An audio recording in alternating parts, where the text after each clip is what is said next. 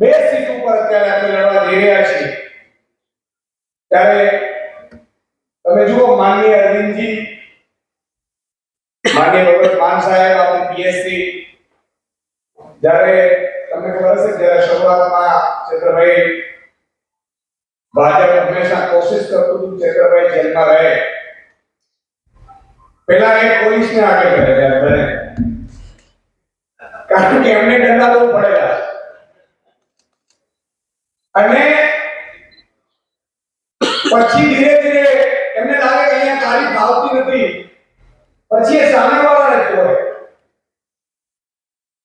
પણ એમાંથી પણ માનનીય ચેતરભાઈ વસાવા હરિયાણી એટલે માનનીય અરવિંદ કેજરીવાલજી અને ભગત માન સાહેબ બંને જણા આપણે ખબર છે કે બહુ મોટી સભાનું આયોજન કર્યું અને ગુજરાતમાં બે સીટ પણ જેની ચર્ચા આખા ભારતમાં થઈ રહી છે એ માનનીય અરવિંદ કેજરીવાલજી અને ભગત માન સાહેબનો સુસ્પષ્ટ નમૂનો અને આપણા બંને ઉમેદવારો છે. સમય વધારે ન લેતા હું માનનીય ઉમેશભાઈને કહીશ કે પોતાના 2 મિનિટમાં પોતાની વાણીથી આપ સૌને સંબોધન કરે. ઉમેશભાઈ.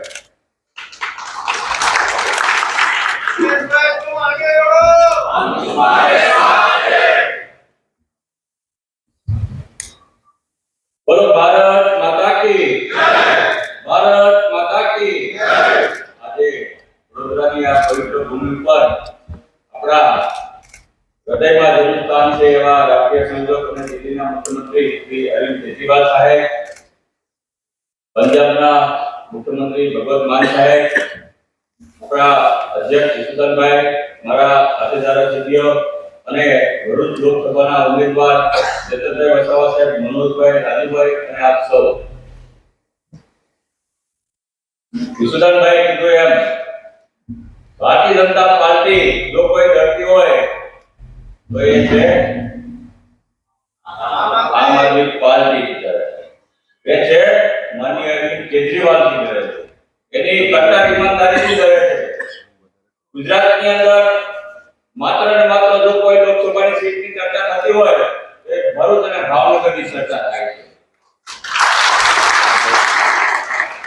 મિત્રો 100% તમારી ઉપર ભરોસો છે કે આવનારી જે લોકસભાની ચૂંટણી છે એ લોકો જે 5 લાખની જે વાત કરી રહ્યા છે પણ ભાવનગર અને ભરૂચની છે તમારા ખભા ઉપર લડી અને ઓછામાં ઓછા 2 લાખની લીડથી અમારી પાર્ટી જીતવામાં. સાથોસાથ ઇન્ડિયા ગઠબંધનની અલાયન્સની 2024માં સરકાર હોવાની છે. આપ વિશ્વાસ રાખજો. સરકાર બનતાની સાથે સૌથી પહેલું કામ ઇન્ડિયા એલાયન્સ આપણે કરવા જઈ રહ્યા છીએ કે જેને ગુજરાતની અંદર નહીં પણ વિશ્વની અંદર જેને સૌથી મહત્વનું કામ કર્યું હોય ભારત દેશની એક અખંડતા માટે મહારાજા કૃષ્ણકુમારજીએ આપણું ભાવનગર પ્રથમ રાજ્ય દેશના અખંડતા માટે સરદાર વલ્લભભાઈ પટેલને સોંપી દીધું અને ત્યાર પછી દેશ આખો અખંડ બન્યો તો એ કૃષ્ણકુમારજી મહારાજને આપણે આમ આદમી પાર્ટી અને ઇન્ડિયા એલાયન્સ અને ભારત રત્ન અપાવીને બનશે. ભારત માતા કી જય.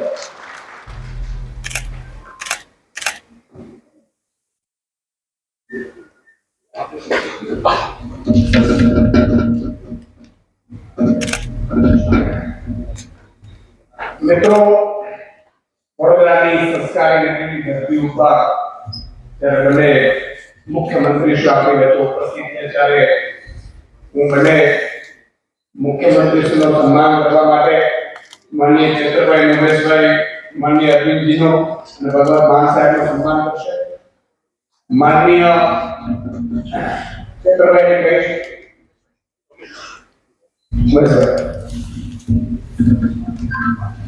પાઘડી પહેરાવીને માનનીય અરવિંદ કેજરીવાલજીનો સન્માન કરે.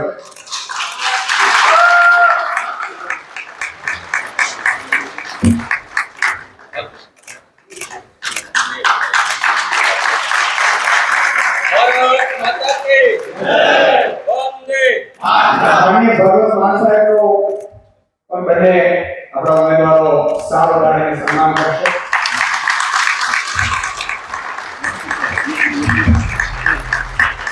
ખૂબ આભાર.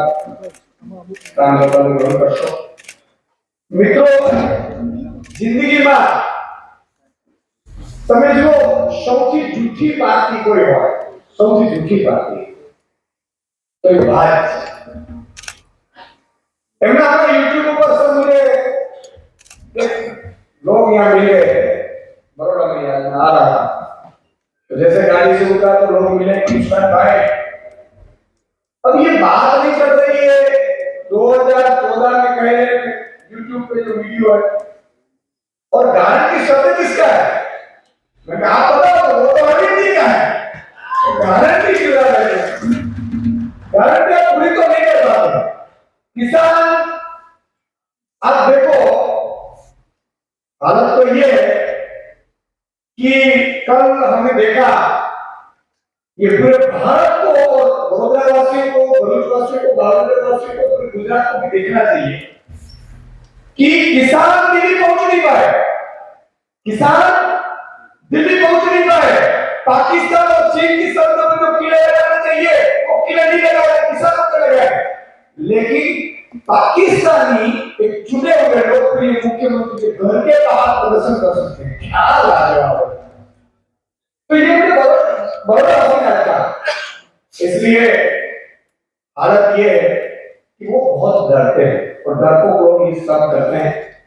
लेकिन मैं चतुर भाई को बोलूंगा कि वो 2 शब्द आकर कहें.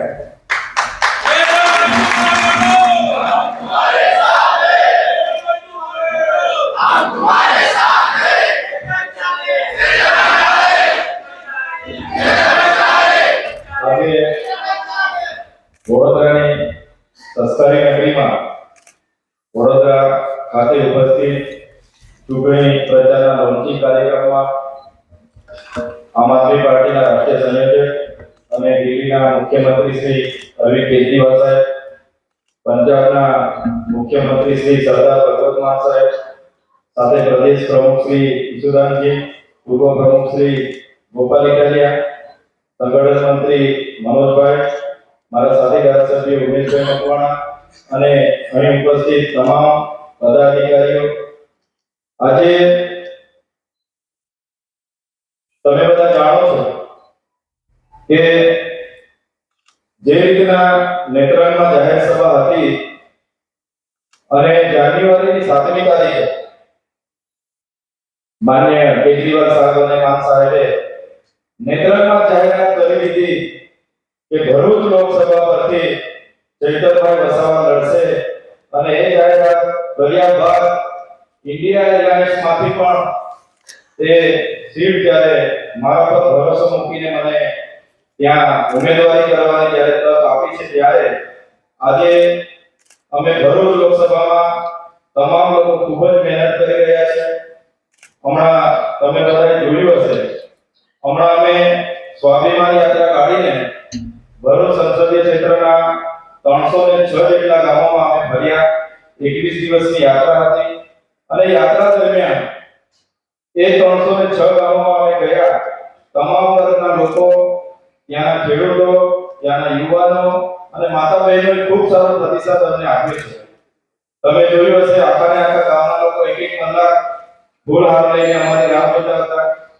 તમામ લોકો વિશ્વાસ આપતા હતા, અમારી આરતી ઉતારીને સ્વાગત કરતા હતા.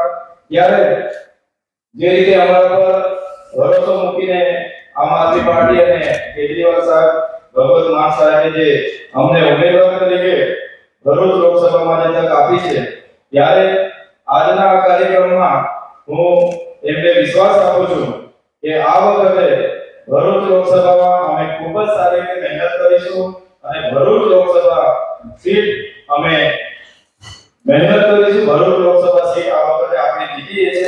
જીતીને માન્ય અરવિંદ કેજરીવાલ સાહેબ.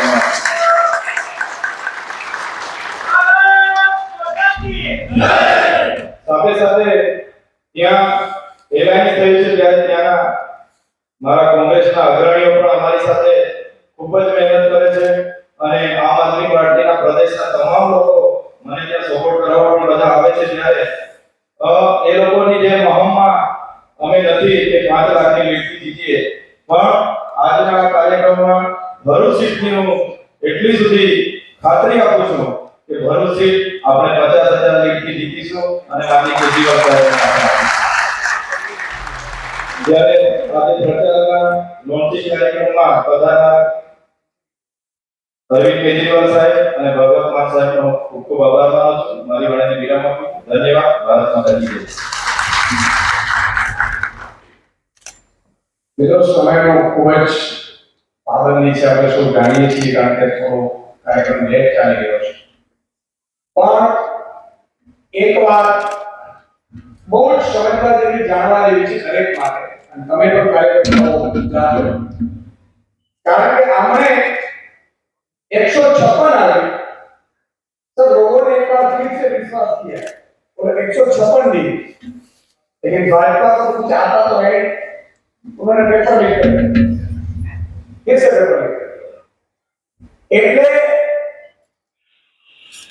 એમણે 1 લાખ પૈસા લીધો ગ્રામ સહાયકની કાર્યની ભરતી કરવા, कोई कार्य भर्ती करते, मतलब यहाँ के कर्मचारी है ना, वो आपको इतना पसंद करते हैं, वो बोलते हैं मान साहब की तरह क्या होगा.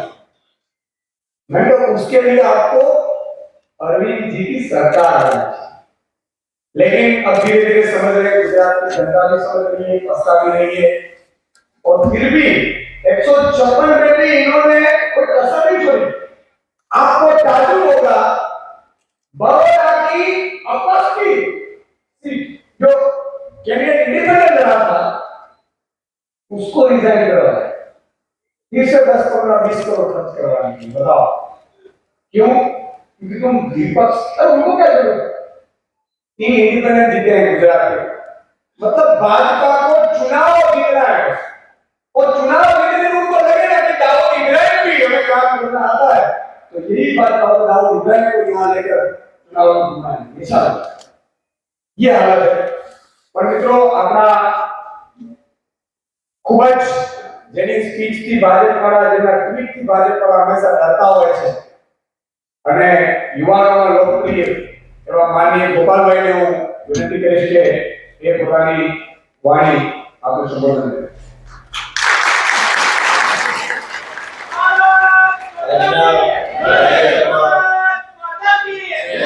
આજના કાર્યક્રમમાં ઉપસ્થિત ભારતના સૌથી લોકપ્રિય અને આપણા સૌના આદર્શ એવા અરવિંદ કેજરીવાલજી, ભગવત માન સાહેબ, આપણા બંને ઉમેદવારશ્રીઓ, ઈશુદાનભાઈ, આપ તમામ મંચની સામે બેઠેલા સાધુ મિત્રો, સૌનું સ્વાગત, સૌનો આભાર.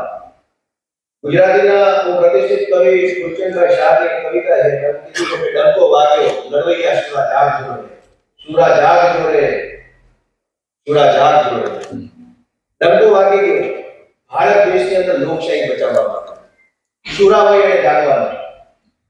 ચૂંટણીઓ ઘણી બધી વખત આવે છે, વારંવાર આપણે નહીં મળીએ તો ચૂંટણીઓ આવશે, આપણા જન્મ પહેલા ચૂંટણી આવી, પણ આ 2000ની લોકસભા જેવી ચૂંટણી હજારો વર્ષો પછી ત્યારે જ આવતી હોય છે કે જ્યારે ચૂંટણી કોઈ પાર્ટી કે કોઈ નેતાને દેશ જીતાડવા માટે લડાય. એવો સમય ક્યારે નહીં આવે. નેતાઓને જીતાડવાની ચૂંટણીઓ ઘણી આવે, પાર્ટીને જીતાડવાની ચૂંટણીઓ ઘણી આવે. ભારતને બચાવવા માટેની, ભારતની અંદર લોકશાહી બચાવવા માટેની અને લોકશાહીની અંદર બંધારણીય સંસ્થાઓ બચાવવાની આ ચૂંટણી આવી છે. એટલે એમ કહેવાનું છે કે લડવૈયા સુરા જાગો, ડંકો વાગ્યો છે. આપણી સૌની જવાબદારી છે કે આપણે આ ચૂંટણીની અંદર આપણું સર્વસ્વ હોમી દઈએ અને આમ આદમી પાર્ટીની ઇન્ડિયા ગઠબંધનને જીતાડવા માટે થઈ અને પૂરો આપણે બલિદાન આપીએ. ત્યાં મહાભારતની અંદર પહેલા શ્લોકની અંદર ધૃતરાષ્ટ્ર જે સંજયને પૂછે ધર્મ ક્ષેત્રે કુરુક્ષેત્રે સમવેતા યુદ્ધસવ મહામકાષ્ટ પાંડવાસ્ત્ર કિમ કુર્વત સંજય. એટલે એમ પૂછે છે કે યુદ્ધના મેદાનમાં, ધર્મ ક્ષેત્રની અંદર, કુરુક્ષેત્રના યુદ્ધના મેદાનમાં યુદ્ધ કરવા માટે ઉત્સુક મારા અને પાંડવોના બાળકો શું કરે છે? મને રિપોર્ટ આપો, બતાવો. સંજય કહ્યું એક બાજુ કૌરવોની અક્ષરની સેના છે, અનંતા ઘોડાઓ છે, રથ છે, તીર, ભાલા, આધુનિક શસ્ત્રો, દુનિયાભરની સેના ઊભી છે. એક વખત ઓર્ડર છૂટે એટલે પ્રધાનમંત્રી કરી નાખી સેના ઊભી. એક બાજુ ઈમાનદારીથી, નિષ્ઠાથી, સત્ય સાથ બોલીને ઉભેલા 5 પાંડવો છે, અને 5 પાંડવો સાથે ઈશ્વર તરીકે ભગવાન શ્રી કૃષ્ણ સાથે ઉભા છે. આપણી સાથે કેવું છે? એક બાજુ ભાજપની ઈડીની સેના, સીબીઆઈની સેના, એસપીઆઈ, એના પાસે પોલીસ, સરકાર, ડેપ્યુટી કલેક્ટર, મામલતદાર, ગુંડાઓ,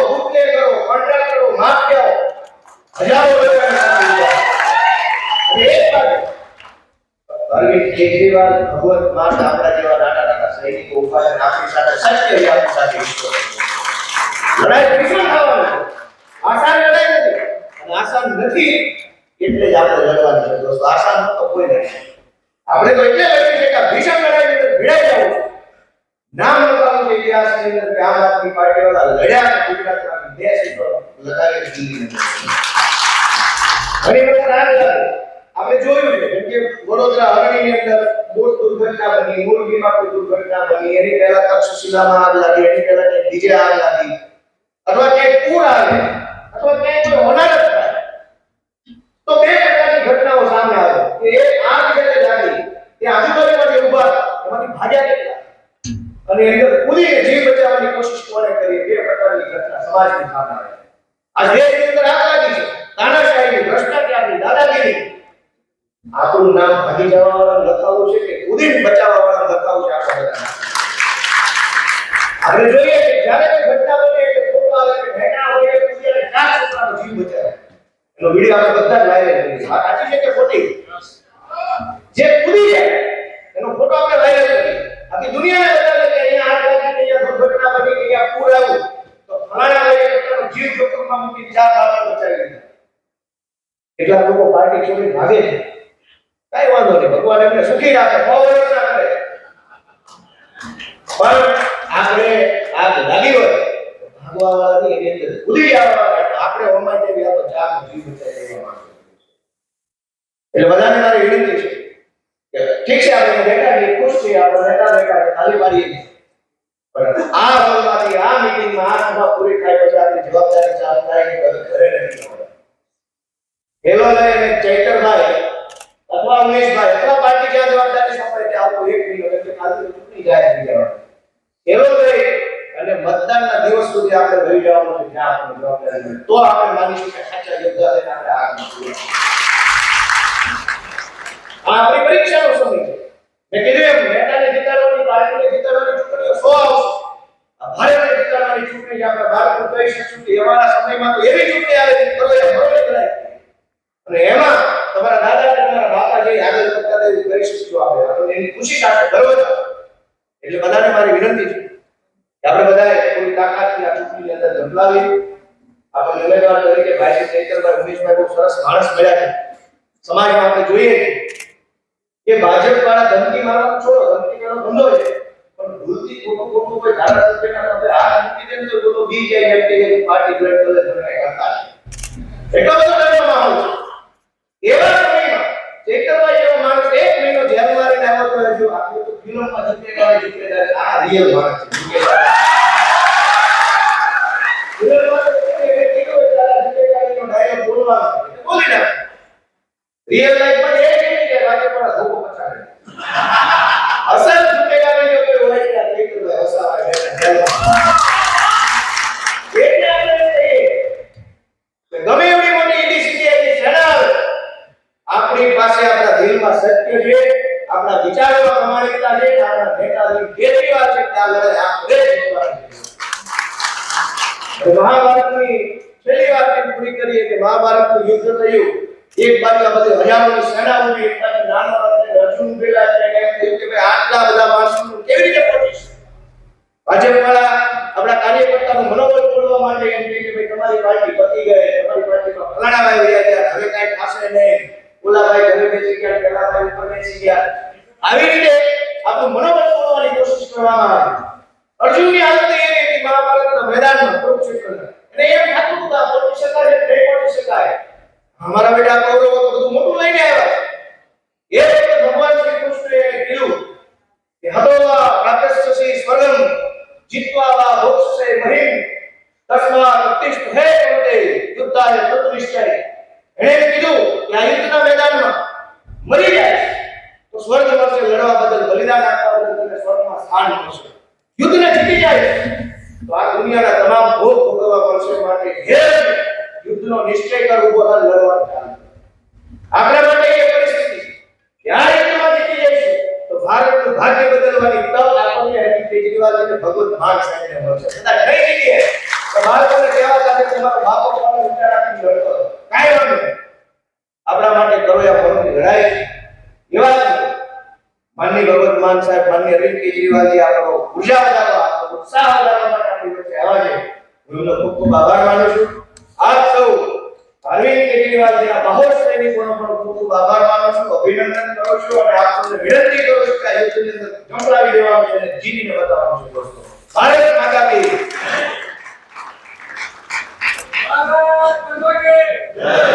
ખૂબ ખૂબ આભાર ગોપાલભાઈ જોશીની વાણીમાં એમણે મહાભારતનું દાખલો આપ્યો અને આવું જ થાય.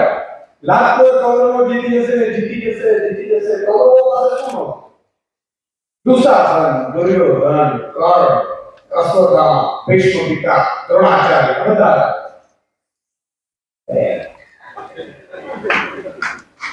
संघर्ष करना पड़ता। मैंने अपना तो अभी भाजपा वालों ने तय किया है पार्टियों में से किसी की तरफ डराओ धमकाओ या तो बुरा हो या कुछ रखा नहीं इधर आ जाओ तो 4-5 लोग उधर से दूसरी पार्टी से गए तो बीच में मुझे मिल गया क्या वहां तो सिर्फ एक ही कार्यक्रम में एक दिन बुलाते हैं तो जाने की बनाई नाचूं क्या हो गया अब 2 महीना भाजपा જેટલા આવે કે બકરી દબા હોય चुनाव को सारा विरोध करना चाहिए कारण तो उन्होंने प्लान करके रखा है कि जैसे 400 का सिलेंडर 1100 दिया अब 2000 करना चाहते हैं अब 2000 करेंगे तो सामने अगर लोग विपक्ष होंगे तो हवा नहीं जाएगी उन्होंने तय करके रखा है कि पेट्रोल का भाव 62 था वो भी 9500 चल रहा है उनका 150 करना चाहते हैं ताकि कोई विरोधी ना करे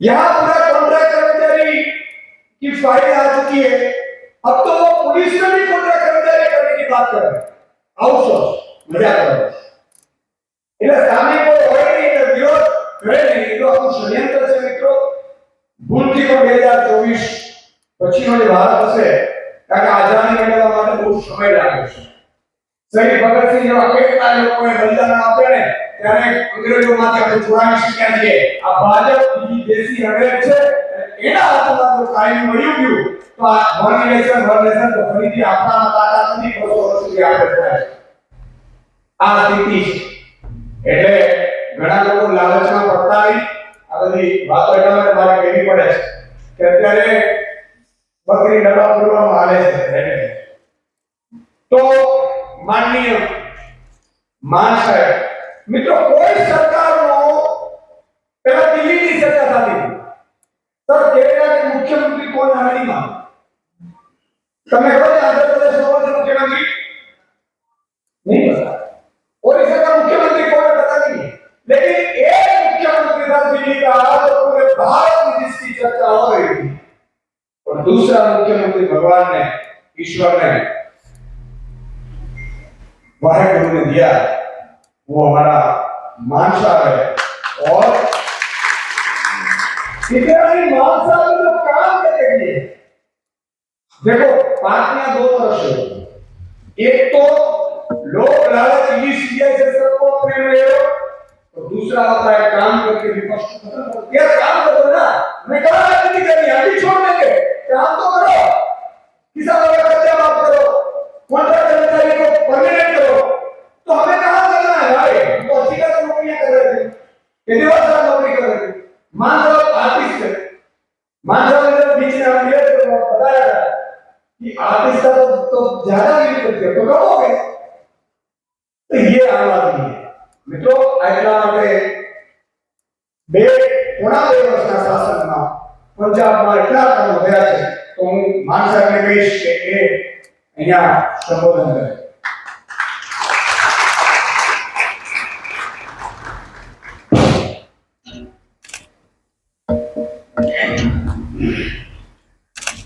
बहुत बहुत शुक्रिया बहुत बहुत धन्यवाद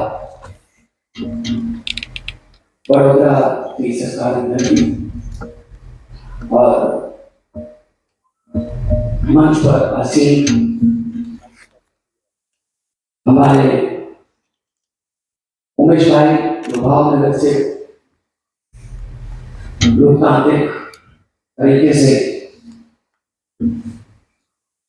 आपके बीच भावनगर के लोगों के बीच आएंगे और उम्मीद है कि भावनगर के लोग जो है इनको संसद की सीढ़ियों तक पहुंचाएंगे मुझ भाई।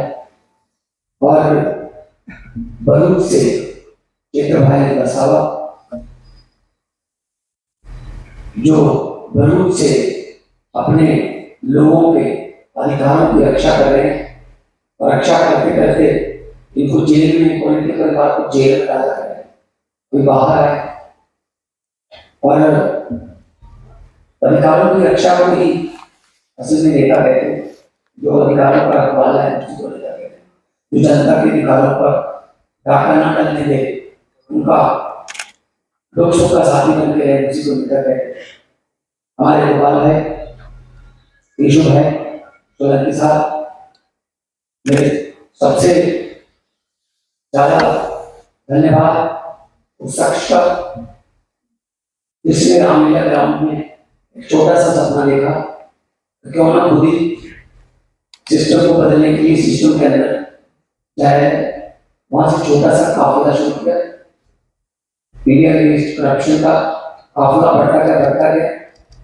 आज वो काफिले का नाम आम आदमी पार्टी है, नेशनल पार्टी है। उसके मैं पूरे देश के लोक लाडला मुख्यमंत्री, देश के लोक लाडला मुख्यमंत्री श्री अरविंद केजरीवाल जी, मैं यहाँ पे प्रचार करते मैंने काफी गुजराती सीखी है। गुजरात में पण केजरीवाल तो गुजरात में भी केजरीवाल और गुजरात में केजरीवाल का मतलब क्या है? केजरीवाल की सोच गुजरात में से निकल के संसद में जाए, ये हमारा नारा है। तो आप सब लोग मेरे सामने बैठे हो, बहुतों को मैं पर्सनली जानता हूँ। ऋषि बाबू जी बैठे हैं, मैं प्रचार के लिए गया था, सोलंकी जी बैठे हैं, सारे मेरे मित्र हैं। तो पूरे मीडिया के सारे मित्र, print media, social media, electronic media, आपकी हिम्मत गिरा देता हूँ कि आप यहाँ पर आए।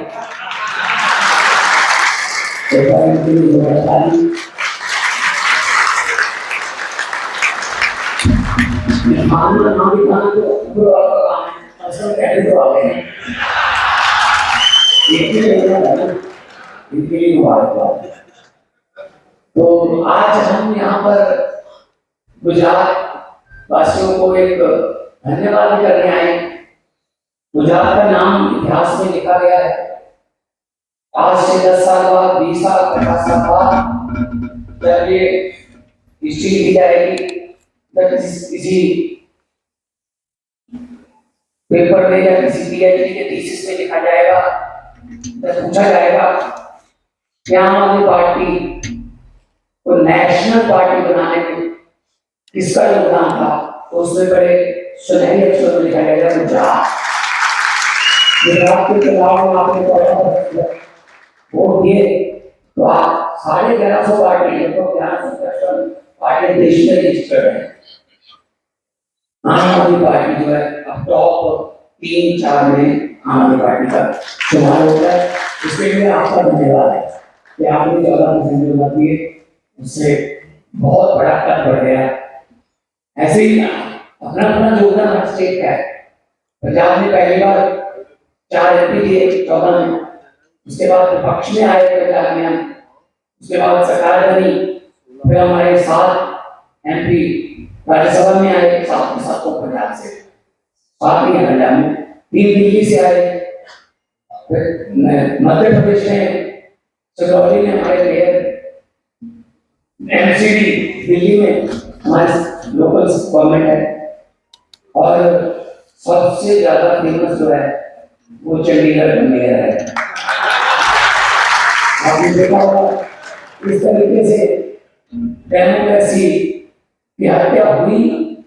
शुक्र है भगवान का कैमरे भी लगे हुए थे और ऊपर से माननीय सर्वोच्च न्यायालय और माननीय चीफ जस्टिस साहब उनको कैमरे नजर आए और कैमरों में उन्होंने देखा कुछ हो रहा है, तो किस तरीके से 36 मत गिनने के सिर्फ मात्र 36 में से 8 वोट जो थे वो उसने कैंसिल कर दिए और जबरदस्ती बदला हटा दिया, फिर मेयर कर दिए। अब लोग सुप्रीम कोर्ट गए तो माननीय चीफ जस्टिस के बेंच ने कहा कि ये दिखाओ ये क्या हो, ये सारे बक्से। तो जब वहां चेक किया गया तो सारे वोट जो थे आम आदमी पार्टी के निकले और जुडिशियल हिस्ट्री में एक कभी नहीं हुआ से पहले कि कोई किसी मेयर का नाम सुप्रीम कोर्ट ने अनाउंस कर दिया कि मेयर आम आदमी पार्टी का। अब हमने इस बात की खुशी तो है कि मेयर हमारा बन गया चले, लेकिन इस बात का डर और दुख जरूर है कि 36 में से 8 वोट काट दिए, लगभग 25% वोट इधर उधर कर दिए, खत्म कर दिए पक्ष से। तो अभी मई के एंड में 92 करोड़ वोट गिने हैं, वो कैसे गिने जाएंगे हमें तो फैसला था। उसमें क्या क्या होगा क्या क्या नहीं होगा, वोट कहीं करेगा वोट कहीं मिलेगा, जीतेगा कोई और, ये क्या डेमोक्रेसी जो है तो देश में जाते हैं उसी डेमोक्रेसी को संविधान को पावा चाहते हैं, संविधान को बचाने के लिए हमारे पास आए, क्योंकि अगर संविधान ही नहीं रहेगा, देश ही नहीं रहेगा तो पार्टी क्या करेगी, क्या करना है पार्टी को। इसी सोच के साथ हमने इंडिया गठबंधन में हमने जो है अपने आप को शामिल किया है और आज भरूच और भावनगर से जो ऑफिशियल वैसे बहुत से पहले से चल रही है, लेकिन ऑफिशियल लॉन्चिंग आज है हमारी जो प्रचार की कमेटियां बनी है, प्रचार करेंगे। मैं बहुत नेताओं से लेके पूरा आंध्र से लेकर बहुत ही ज्यादा आपके लिए भी बहुत ज्यादा लोगों ने श्राप दिया, इतना प्यार दिया। और मैं जब प्रचार करता था तो वहां पे क्या तो वो जाते ही नहीं है, सिग्नल ही है नहीं, फोन का सिग्नल नहीं है तो, लेकिन लोग बहुत ही जज्बाती हैं। उनके 3 जल हैं, जल जंगल और जमीन, ये तीनों चीजें जा रहे हैं। तो उसी चक्कर में चित्र भाई ने एक फॉरेस्ट ऑफिस वाले आ गए, फॉरेस्ट वाले एक किसान की जमीन को कब्जा कर लेंगे, हमारे तो इन्होंने जो उनको जमाना वाला किया था वो वापस करवा दिया, तो जेल में डाल दिया, किसी पत्नी को जेल में डाल दिया, जेल में मिलने गए। तो मतलब जो थोड़ा बहुत भी किसी के हकों की आवाज जेल में डाल देते। दिल्ली में साहब को जाके बोला किसी ने, बड़े साहब को, कि स्कूल बहुत अच्छे करेंगे सरकारी, दिल्ली में जो प्राइवेट स्कूल हैं जिनसे हम कमीशन लेते हैं उनमें से निकाल के पेरेंट्स जो है तो सरकारी में दाखिला करवा रहे हैं, कुछ करिए सर, हमारा नुकसान हो रहा है। तो साहब ने पूछा किसने किया, पुलिस हो गया, जेल डालो।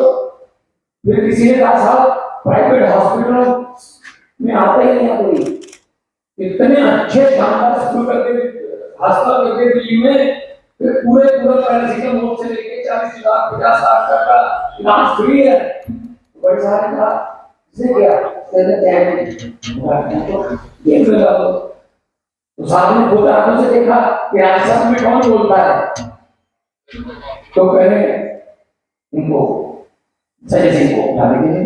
फिर किसी ने बता दिया जी अरविंद केजरीवाल जहां भी जाते हैं देश में भाजपा का सूखा साफ हो जाता है, उनकी गलियां बंद कराओ किसी ने समझ रहे तो ना एक बड़ी किताब पढ़ ली समझ, और ये क्यों बोला है समझ आए क्या करेंगे बड़े साहब का हुक्म, ये क्या कर रहे हैं। पार्टी ऐसे आम आदमी पार्टी खत्म होने वाली नहीं है। आप केजरीवाल को तो गिरफ्तार कर लोगे, उसकी सोच को काम जो देश में दोनों केजरीवाल पैदा हो चुके हैं उनको कौन सी जेल में डालोगे, ये गलतफहमी में है। कैसे हम उनको रोक लेंगे, हम वो पत्ते नहीं जो शाख से टूटकर गिर जाएंगे, हम वो पत्ते नहीं जो शाख से टूटकर गिर जाएंगे।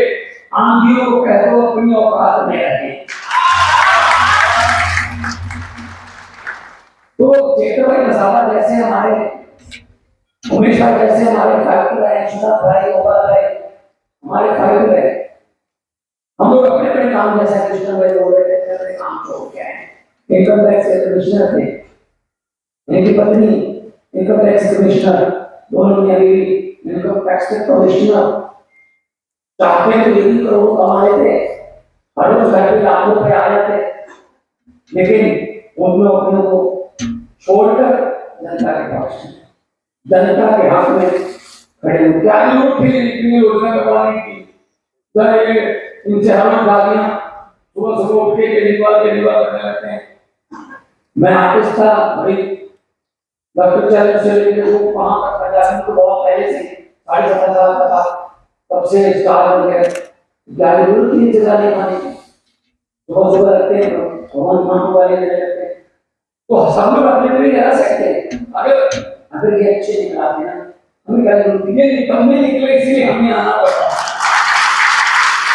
और हम काम की राजनीति करते हैं, हम नाम की राजनीति करते हैं। 2 साल हो जाएंगे कल 16 मार्च से, कल 16 मार्च 2022 को शपथ ली थी पंजाब में। और शपथ आमतौर पर कहाँ होती है? शपथ राजभवन में होती है, जब मुख्यमंत्री अपने निवास पे करवाता है, जब किसी स्टेडियम में होती है। पंजाब की जो शपथ ग्रहण समारोह था वो कहाँ हुआ था? भगत सिंह के पैतृक गांव में हुआ था। उनकी सोच को, उनकी कुर्बानी को सच्चा करने के लिए, नमन करने के लिए हम गए। कल हुआ माता के पंजाब हुआ। अभी भगत सिंह के सपनों की आजादी हमारे पास नहीं पहुंची, वो बड़े बड़े महलों में रह गए, अलवती वाले कारों में है, लेकिन आम लोगों के घर तक नहीं पहुंची। उस आजादी को आम लोगों के घर तक पहुंचने की लड़ाई अरविंद केजरीवाल जी की अगुवाई हम कर रहे हैं। इस झाड़ू से पहले हम सिर्फ दुकान का मकान साफ करते थे, हम इस झाड़ू से अरविंद केजरीवाल जी की अगुवाई में पूरा हिंदुस्तान साफ किए हैं। 2 साल में 42,992 सरकारी नौकरियां लेकर आपके सामने खड़ा हूं। 2 साल मात्र 2 साल, और कोई सिफारिश नहीं, एक पैसा, 1 रुपया बता देते, 1 रुपया लगे वाला नौकरी लेने में चाहेगा उसके लिए नहीं है। या एमएलए ने नौकरी दिलवा की सिफारिश करी, जब 700 नंबर का पेपर है, आपके 680 आ गए, आप इसलिए नौकरी को नहीं लग पाए, वो नौकरी आपको इसलिए नहीं मिल पाई कि आपके पास पैसे नहीं थे रिश्वत देने के लिए। जब फिर आपका कोई एमएलए मंत्री जानकार नहीं था, ऐसा नहीं हो सकता कि 500 नंबर वाले को मिल गई नौकरी, 680 वाला रह गया। ऐसा बिल्कुल, एक घर में से 2 नौकरियां मिली हैं, दोनों बहन भाई, दोनों ने मेहनत की, दोनों में यहाँ पे घर पे किसी आ जाए। तो दिल्ली बोर्ड में ऐसे लग गए, कोई हम पुलिस में भर्ती हो गए लड़के लड़कियां, कोई एक्साइज में, कोई किसी डिपार्टमेंट में, और आके जब मैं नियुक्ति समारोह करता हूँ रोने लगते हैं। आपने देखा होगा वीडियो, रोने लगते हैं कि हमने सोचा नहीं था, हम तो कनाडा जाने के लिए कागज तैयार कर रहे थे, पिताजी ने कर्जा ले लिया था 30 लाख का कनाडा जाने का। अभी कागज तैयार कर रहे थे, अचानक से फोन आ गया सरकार की तरफ से कि आपका नंबर उस नौकरी की लिस्ट में आ गया, आप आ जाओ जी, जाना विदेश जाना कैंसर, यहीं रहेंगे। 829 आबादी के लिए पंजाब में, हर रोज 1 से 2 की एवरेज है पंजाब में, और उन 829 से 1.25 करोड़ के आसपास लोग अभी तक दवाई लेके ठीक हो चुके हैं। उनको बड़े अस्पतालों में ले जाने लगना पड़ा। स्कूल ऑफ एमिनेंस खोल शानदार स्कूल खोल रहे हैं, और सरकार आमतौर पर क्या करती है, सरकारी संस्थाओं को घाटे में दिखाकर अपने दोस्तों मित्रों को बेच देते हैं। तेल बेच दिया, रेल बेच दिया, तेल बेच दिया, एयरपोर्ट बेच दिए, जो मिलता है बेच दिया। लेकिन पंजाब में अरविंद केजरीवाल की अगुवाई वाली पार्टी की सरकार है, पारदर्शी और ईमानदार सरकार है। पंजाब में उल्टी गंगा बही, हमारी सरकार ने, आपकी सरकार ने पंजाब में एक प्राइवेट थर्मल प्लांट 540 मेगावाट का जीबीके कंपनी का वो प्राइवेट घाटे में चल रहा तो था, उसको सरकार ने खरीद लिया कि हम चला देता है इसको। सरकारी बना लिया क्योंकि हमारे पास है, हमारे झारखंड में पछवाड़ा में पंजाब में अपनी कोरोना ने जो भी हम चलाए, हमने 8 साल से बंद की थी, हमने पिछले साल चलाई तो बोला हमारे पास है बिजली 90% पंजाब को फ्री आती है बिजली, चाहे आपका कोई कोई इसके लिए कार्ड, कोई नीला कार्ड या कोई ऐसा नहीं, आपका 300 यूनिट पर मंथ है, 600 यूनिट पर मंथ 2 महीने बाद बिल आता है, आपका 590 595 आपको यूनिट है, चाहे आपके पास एसी है जो मर्जी है, हमने यूनिट देखने हैं, आपका बिजली का बिल नहीं आएगा। 90% लोगों को पंजाब में बिजली का बिल नहीं आएगा। तो ग्रामीण को होता है खेतों में हमारी बिजली फ्री है और बिजली अभी हमने थर्मल प्लांट ठीक से बिजली सस्ती करेंगे। बहुत से लोगों में 65,000 करोड़ की इन्वेस्टमेंट आ गई है। टाटा स्टील का बिगेस्ट प्लांट आपके जमशेदपुर वो ध्यान में भी मैंने उसका पूरी पूरी ऑर्डर का ऑर्डर किया, मैं बताया कर गया हमारे तो माहौल रखे हैं 10-15 से ज्यादा लगते नहीं है, आपकी बात पूरी की पूरी यूनिवर्सिटी सब आपकी कार्रवाई है, कोई किसी भी दफ्तर में जाने की जरूरत नहीं है। आपकी सरकार आपके द्वार नाम का प्रोग्राम है, हर गांव में अनाउंसमेंट करके गुरुद्वारा साहब के स्पीकर में डीसी एडीसी आप कहते हो, ये सब एसएसपी ये सब जाते हैं गांव में, लोगों को बुलाते हैं, आसपास के गांव के लोग जाते हैं, सरकार लोगों के द्वारा जाती है, रजिस्ट्रियां जाति प्रमाण पत्र आधार कार्ड से कोई काम हो आपको सरकारी दफ्तर में जाने की जरूरत नहीं है, सरकारी दफ्तर आपको जाके जाता है। ये अच्छी है काम, नीयत अच्छी है, 117 में से 92 दिया लोगों ने कमाल कर दी, तो हमने पंजाब के लिए काम शुरू कर दिया पहले दिन से। तो इसलिए हम आज आपके पास आए हैं कि इनका तो पंजाब में बिजली है दो उनके विधायक कौन है, 2 एमपी थे, मतलब थे लग जाएगा उसमें क्योंकि नहीं ठीक है यार, उसको तो सही देवल था वो पार्टी से कहा गया कि नाम का पार्टी कर पार्टी को अपने हाथ में तो रखो वो तो हाथी में कोई ऐसा नहीं लगवाया, सिर्फ फिल्मों में पार्ट करता है। तो इनके पास है नहीं ना, कैसे है ये लोग उसे ढूंढते हैं, इसको ले लो उसको ले लो, इसका उनका ये मुझे सरकार को दो, एमएलए भेज लो, ये इसकी ये बंदे को डाल लो, इसका छापा मरवा लो, बंदा खुद ही करता है कि मैं छोड़ो जी आप बिजली में आ जाओ, वॉशिंग मशीन में से निकल गए, आप भूल गए, अच्छे हो गए, ये नहीं कर रहा। तो जो आप 26 से 26 देते हो यहाँ से, वो 26 के सब 26 है, वो घूमते पहलवान बन जाते हैं, वो बोल नहीं सकते। मैं पार्लियामेंट में रहा हूँ 8 साल, 2014 से 2022 तक पार्लियामेंट में था। मैंने कहा मजाक गुजरात का कि एमपी जो है वो गुजरात की बात कर रहे हैं कि हमारे यहाँ सड़कें नहीं है, हमारे यहाँ पानी नहीं है, हमारे यहाँ अस्पतालों की हालत खराब है। आपने सुना वो घर के बैठे रहते हैं सब ठीक है, कैसा कहते हैं दिन को रात को भी तो रात में कि हम जो तुमको पसंद वही बात है, ये वाली बात है। आप 2 बंदे हमारे खुद के नीचे ये बंदे रखें, तो अगर एक भी दिन ऐसा निकला कि जब संसद चल रही हो और गुजरात के हकूक की आवाज ना उठे, और जो वोकल होता है ये देखा है काम करके पार्लियामेंट में, जो वोकल होता है, जो झगड़ा होता है, जो सरकार के खिलाफ होता है, हर रोज उसको करता है, उसका कोई काम नहीं होता, सरकार करने रहती है उससे। मैंने बहुत बड़ा आपने देखा होगा, मैं तो पहले भी देखा था अपनी सीट पे, तो कभी बैठा हूँ मैं, तो क्या हुआ मैं अपना काम कोई किसी मंत्री के पास कराना चाहता था, मंत्री भाजपा का तो उसके हाँ भाजपा वालों की गाड़ी लगे, जब मुझे देखते थे मंत्री जो आज मंत्री क्या काम ये काम करके ये को बोल ये करवा दो सारा तो साथ में मेरे कान में बोलते हैं थोड़ा संसद में क्या रखिएगा तो मैंने तो बिना बोले क्या बोला मुझे बोलते तो पासवर्ड हमारे पास है बंदे आप भेज दो पासवर्ड हमको बता देंगे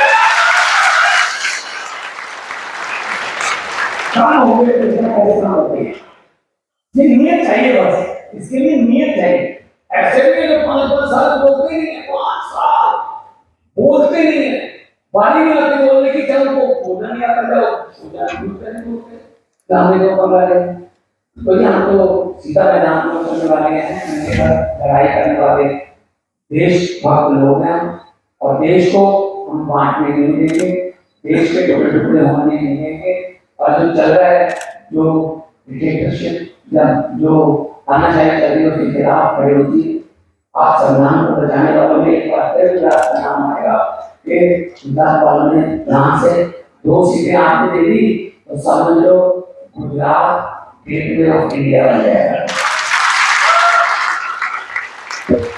तो मैं ये कहना चाहता हूँ आज हम शुरुआत करने आए हैं और आएंगे प्रचार करने के लिए आएंगे जहाँ बुलाओगे आएंगे आप लोग बस निकलिए बाहर और लोगों को कहिए कि आओ कुछ चेंज करके देखते हैं पेड़ भी हर साल पत्ते बदल लेते हैं आपको यार कितने साल हो गए कुछ ना कुछ तो बदल लेते हैं हाँ तो बस मैं ये कहने वाला हूँ कि पार्लियामेंट में जब सीए पर चल रही थी और एनआरसी पर चल रही थी बहस तो मुझे टाइम नहीं मिला 1.5 घंटा बोल रहे हैं बीजेपी वाले भाजपा वाले मैंने कहा कि मुझे टाइम दीजिए मैं एक पार्टी को रिप्रेजेंट करता हूँ कहते नहीं जो पार्टी को टाइम मिलेगा जल्दी बिल पास करना है ऑलरेडी 9:30 बजे आती है मैंने कहा 30 सेकंड तो कैसा है ना 30 सेकंड में क्या बोलोगे मैंने कहा चलो 20 सेकंड कहते 20 सेकंड में क्या बोलोगे कहते ठीक है चलो 20 सेकंड आपका समय शुरू होता है अब मैंने कहा बहुत बहुत धन्यवाद स्पीकर साहब मैं तो यही कहना चाहूँगा जो आज बिल आ रहे हो इस पर मैं यही कहूँगा कि लंबे सफर को मीलों में मत बांटिए कौम को कबीलों में मत बांटिए एक बहता दरिया है मेरा भारत देश इसको लड़ना और जीतना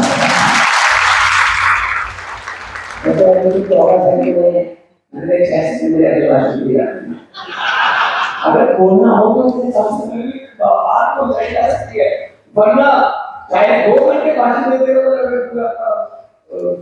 मुंह से ही पता है कहाँ से बोल रहे बात कहाँ जा रही सो बोलते हम कानून बात बोलते और लोगों के पक्ष की बात करते हैं तो आज उम्मीद लेके आए कि गुजरात में बहुत बड़ी ओपनिंग होगी जैसे पहले 5 एमएलए हुए और गुजरात से नेशनल पार्टी का गठन हुआ तो उसी तरीके से मैं तो हाँ दिल्ली और पंजाब से मैं दिल्ली में 13 में 13 सीटें हैं 50 में से हम आपको 13 जीरो का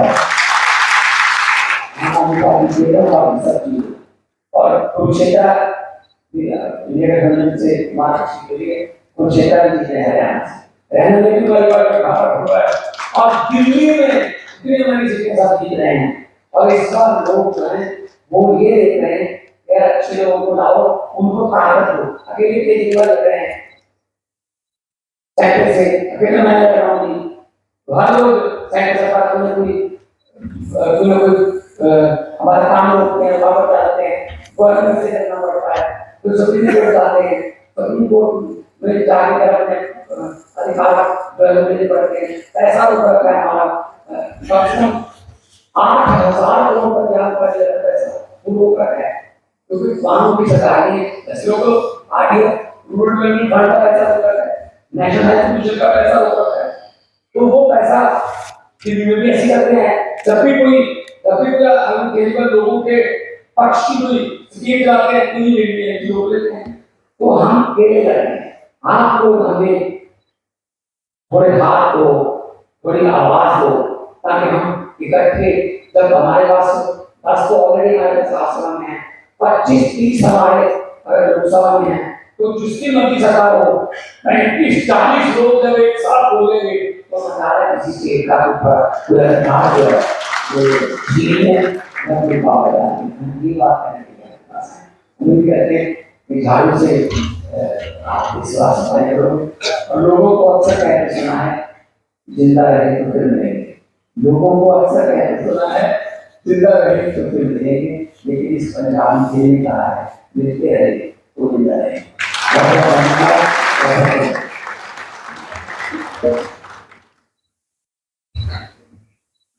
मान साहब को सुनना मतलब ऐसा लगता है कि सुनते हैं लेकिन समय की पाबंदी होती है।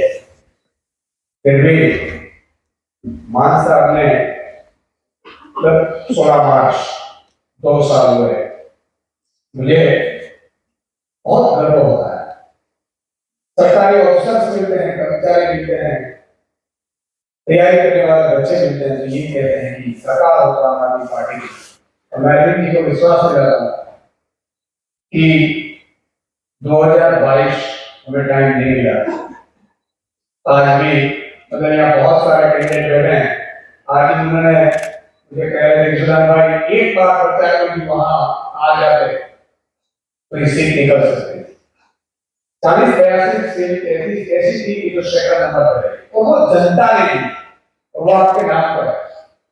तो पूरा यकीन दिलाते हैं कि 2027 जैसे आपने दिल्ली में किया, पंजाब में किया, वैसे ही गुजरात आपको बराबर दी गई है। लेकिन इससे पहले ये 2 सांसद हमें चले जाए, गुजरात वासियों के लिए बहुत जरूरी है। ये मान साहब ने कहा कि भाजपा तो बोलते नहीं है, कुछ बोलना ही नहीं उनको। तो अगर गुजरात की आवाज गुजराती है तो हर गुजराती को ये 2 सांसद चुनकर भेजना, तो ये हमारी जिम्मेदारी है। दूसरा कि आपकी वजह से आज आम आदमी पार्टी की वजह से चेतर भाई वसावा है, उमेश भाई है, सबको पहचानते हैं पूरी गुजरात। भाजपा के यहाँ बड़ोड़ा बाहर है तो पहचानते हैं, मैं भी नहीं पहचानता हूँ लेकिन ये भी नहीं पहचान देंगे यहाँ की नहीं, यहाँ की बदौलत है। और जब जब देश पर हो, राष्ट्र पर हो, अयोध्या में हो या कुरुक्षेत्र, जब तक ईश्वर तकलीफ में उनको लगता है कि मेरी जनता मुश्किल में आती है, तब वो या तो खुद आते हैं या तो किसी को ईश्वर स्वरूप बनाकर भेजते हैं उन बच्चों के लिए, उन महिलाओं के लिए, उन नौजवानों के लिए, उन कर्मचारियों के लिए और उन गरीब वंचित शोषितों के लिए। और हमें पूरा यकीन है कि भगवान कृष्ण ने, भगवान राम ने माननीय अरविंद केजरीवाल जी को इस धरती पर भेजा है। तो मैं माननीय अरविंद जी को विनती करता हूँ आइए सर, और मैं भी गुजरात में है गुजरात में केजरीवाल विरोध है।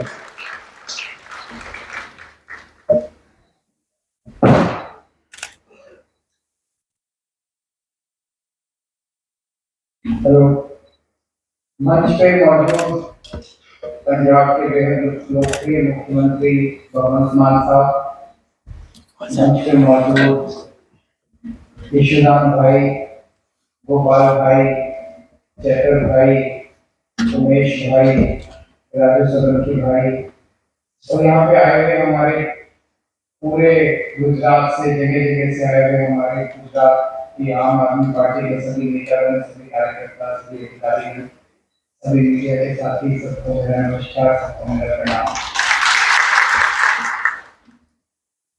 दिसंबर 2022 में गुजरात का चुनाव हुआ था, गुजरात विधानसभा का, 1.25 साल पहले आज। मुझे याद है जब 2 साल पहले हम गुजरात में चुनाव लड़ने के लिए पूरे जोर शोर से आए थे तो सब लोग कहते थे आम आदमी पार्टी को कुछ नहीं होने वाला, यहाँ तो 2 ही पार्टी चलती है, ऐतिहासिक तौर पे इतने सालों से 2 ही पार्टी है, बस तीसरी पार्टी का यहाँ कोई स्कोप नहीं।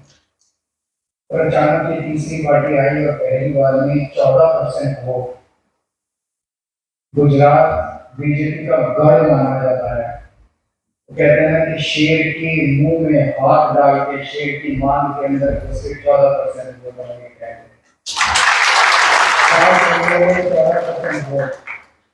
तो ये एक तो गलत फहमी हम लोगों ने तोड़ी कि गुजरात में 2 पार्टी चलती है, गुजरात के अंदर तीसरी पार्टी भी चलती है। और एक नई पार्टी को, आम आदमी पार्टी को पहली बार चुनाव लड़ रहे थे, इतना प्यार मिला पूरे गुजरात में। टाइम कम था, इसलिए बहुत ज्यादा प्रचार नहीं कर पाए, अपनी बात नहीं रख पाए, कोने कोने में नहीं पहुंच पाए, संसाधनों की कमी है। तो इसीलिए 14% वोट और 5 एमएलए को मुझे लगता है बहुत बड़ी आम आदमी पार्टी के लिए जीत थी। जितनी ईमानदारी और शिद्दत के साथ, मेहनत के साथ पूरे देश भर में आम आदमी पार्टी लगी हुई है और काम कर रही है, जनता के लिए काम कर रही है, जनता के मुद्दों के लिए, आपके बच्चों की शिक्षा के लिए, आपके परिवार के इलाज के लिए, आपकी सड़क के लिए, बिजली के लिए, कोई पार्टी को काम नहीं करती। कोई पार्टी, यहाँ पे 156 सीट आई है गुजरात में, 156 सीट जीत होगी बीजेपी को, और क्या देंगे इससे फालतू, क्या प्यार देंगे लोग। मैं देख रहा हूँ 1.25 साल में एक धीरे घर का काम नहीं किया, 156 सीट।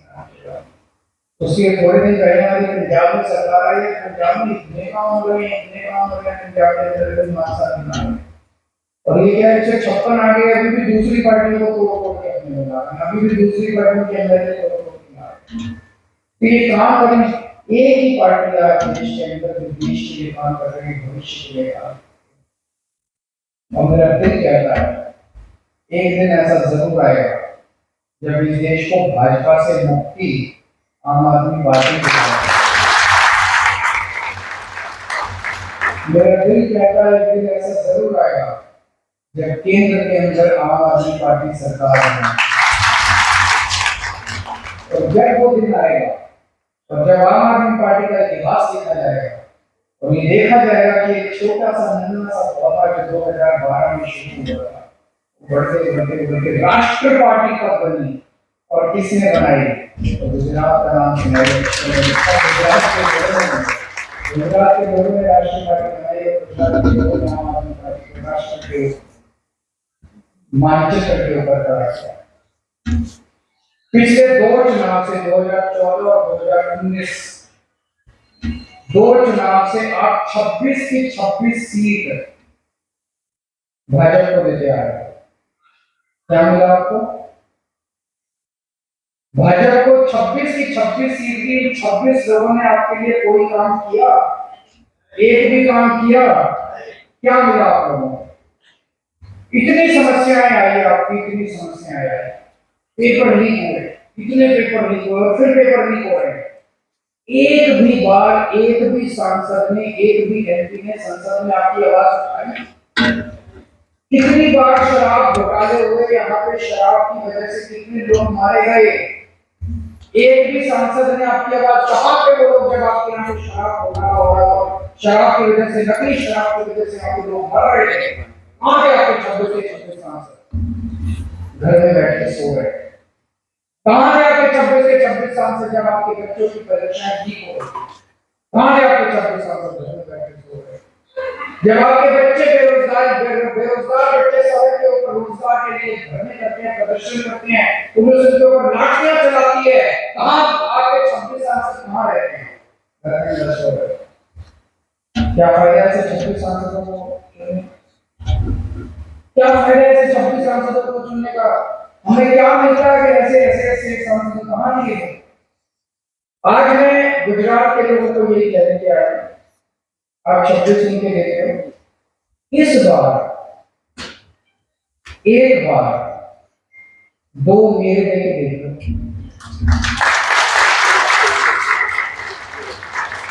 अभी तक भाजपा का माल ट्राई करके देखिएगा, इस बार मेरा माल ट्राई करके देखो।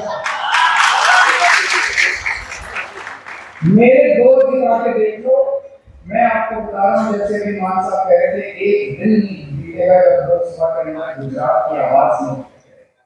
आपके मुद्दे उठाए जाएंगे कि खबरदार अगर गुजरात के अंदर शराब की गंदी शराब की बता, खबरदार अगर आपके बच्चे के पेपर लीक हुए तो, अगर आपके बच्चों के गुजरात में पेपर लीक हुए, पूरे देश के अंदर आपकी आवाज नहीं उठेगी। अगर यहाँ पे दोबारा गंदी शराब की मोरबी ब्रिज दोबारा टूटेगा, पूरे देश के अंदर उसकी धूम उठेगी, इसलिए चैन नहीं सो पाएगा। एक बार आप हमें ट्राई करते हैं। अभी मैं देख रहा था, अभी सीआर पाटिल साहब को कहीं किसी गांव में कोई भारतीय जनता पार्टी का कोई कार्यालय का उद्घाटन करने गए थे। यहाँ पे नहीं बोल रहे हैं।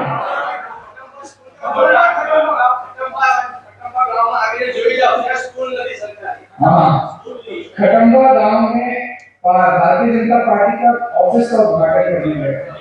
वहाँ एक सरपंच खड़े हुए और सरपंच ने बोला कि साहब हमारे यहाँ पे स्कूल नहीं है। पूरे देश के अंदर इनके 5 स्टार दफ्तर बन रहे हैं भारतीय जनता पार्टी, स्कूल नहीं बन रहे पूरे देश के अंदर। दिल्ली में स्कूल बन रहे हैं, आम आदमी पार्टी का दफ्तर नहीं है दिल्ली के।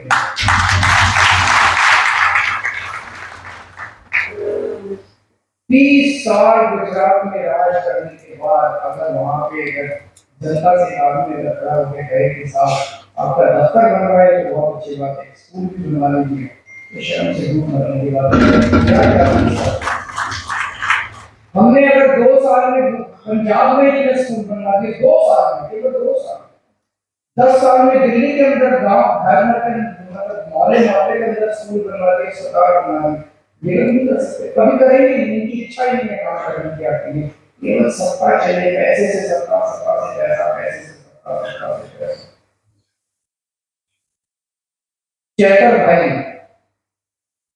मेरी नजरों में बहुत बड़े हीरो है और मुझे बेहद गर्व है कि चेतर भाई हमारी पार्टी में। आज के दौर में ऐसे बहुत कम लोग मिलते हैं जो दूसरों के लिए जेल जाते हैं, दूसरों के लिए सब कुछ कुर्बान कर देते हैं। इनको गिरफ्तार किया गया, क्यों गिरफ्तार किया गया? फॉरेस्ट डिपार्टमेंट वाले इनके इलाके के अंदर गरीब किसानों से जमीनें छीन रहे थे, यही जमीनें छीन रहे थे। इन्होंने बीच में पड़ के उनको फॉरेस्ट डिपार्टमेंट वालों को रोका, किसानों को उनकी जमीनें वापस दिलवाई और यही केस करके इनको गिरफ्तार करके जेल में डाल दिया। हद तो तब हो गई, बीजेपी वाले इतने गिर गए, अरे तुम्हारी लड़ाई तो चेतर से, चेतर को उनकी वाइफ को भी पकड़ के जेल में डाल दिया। इतना गंदा कौन होता है इतना गंदा? अरे तुम्हारी लड़ाई उनसे, उनकी वाइफ को तो छोड़ो, कम से कम बख्शो, परिवार को तो बख्शो। इतने गंदे लोग, उनका मकसद क्या था? उनका मकसद था चेतर को तोड़ना।